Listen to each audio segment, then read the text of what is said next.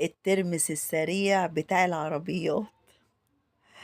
السلام عليكم ورحمة الله وبركاته. ازيكم يا حبايبي، عاملين ايه؟ ان شاء الله تكونوا بخير وفي احسن صحة واحسن حال، ودايما يا رب بخير. النهاردة بقى هنعمل مع بعض الترمس السريع بطريقة سريعة جدا، وبيتاكل في نفس اليوم. يعني هنعمله وننقعه كده ساعة في الملح وتاكلوه على طول. طريقة سهلة جدا ومش بتاخد معانا اي حاجة، وبيبقى عندنا بقى نحط عليه شطة وكمون وليمون. حاجة كده بجد تحفة. يلا بقى بينا نصلي على النبي عليه أفضل الصلاة والسلام. اللهم صل وسلم وبارك على سيدنا محمد وعلى آله وصحبه وسلم. ما تنسوش بقى يا حبايبي تعملوا لي لايك والشير وسبسكرايب وتشتركوا في القناة وتفعلوا زر الجرس عشان يوصلكوا كل جديد. يلا بينا نشوف طريقتنا.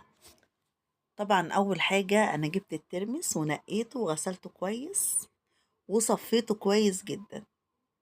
ده ترمس سريع، بتجوا من عند العطار تقولوا له احنا عايزين ترمس سريع. الترمس البلدي طبعا بننقعه كذا يوم، لكن الترمس السريع بيتعمل في نفس اليوم. بصوا كده بالشكل ده، غسلته خلاص وصفيته. طبعا بتنقوه لو في اي زلطة كده ولا اي حاجة تعينوها وتغسلوه كويس وتصفوه كويس جدا. بعد كده حطيته في الحلة ونحط مية بقى. نحط مية كتير جوه الحلة، يعني مثلا الترمس نسيب بقى ايه فراغ كده ايدينا عشان هو بيكتر وبيزيد. بعد كده حطيته على النار، وأول ما يغلي زي ما حضراتكم كده شايفين هنغطيه. وبعد كده نبص عليه، أول ما نلاقيه لونه اصفر كده وفشر سنة يبقى كده استوى على طول. هتلاقوا اللي هو بصوا فتحت معانا اهي، البق بتاع الترمسية فتح معانا كده، يبقى استوى خلاص. نقفل بقى عليه النار ونشطف الترمس ونحطه بقى في البولة بتاعتنا، ويلا بينا نعمل المحلول اللي هننقع في الترمس. انا جبت البولة وحطيت فيها كوبايتين مية، وحطيت معلقتين كبار ملح، وهحط كمان كمون. طبعا الكمون بيدي للترمس طعم جميل جدا، معلقة صغيرة. وهنقلبهم بقى كده مع بعض لحد لما ندوب الملح مع الكمون مع المية بالشكل ده.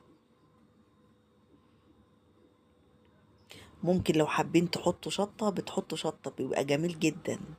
وحطيت بقى ربع معلقة ملح ليمون، بيديها مزازة وفي نفس الوقت بيحافظ على الترمس، بيخلي الترمسية كده مقرمشة لآخر لحظة.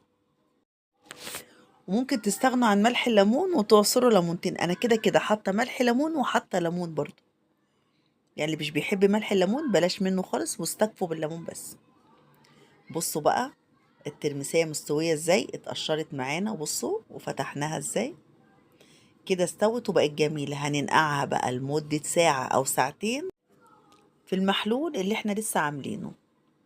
ولو عاملين كمية نحطهم في علبة مفكيمة ونشيلها في التلاجة، نطلع منه أي وقت.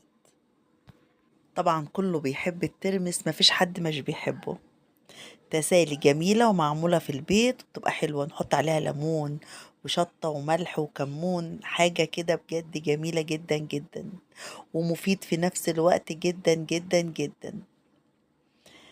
لو عجبكم بقى الفيديو وعجبتكم الطريقة أتمنى إن انتوا تجربوها، وأتمنى إني أسمع رأيكم في التعليقات. هكون سعيدة جدا برأيكم، وهكون سعيدة جدا بالتعليقات بتاعتكم. منوريني دايما يا حبايبي. وما تنسوش بقى يا حبايبي تعملوا لي اللايك والشير وسبسكرايب، وتشتركوا في القناة وتفعلوا زر الجرس علشان يوصلكوا أي حاجة جديدة أعملها. والسلام عليكم ورحمة الله وبركاته.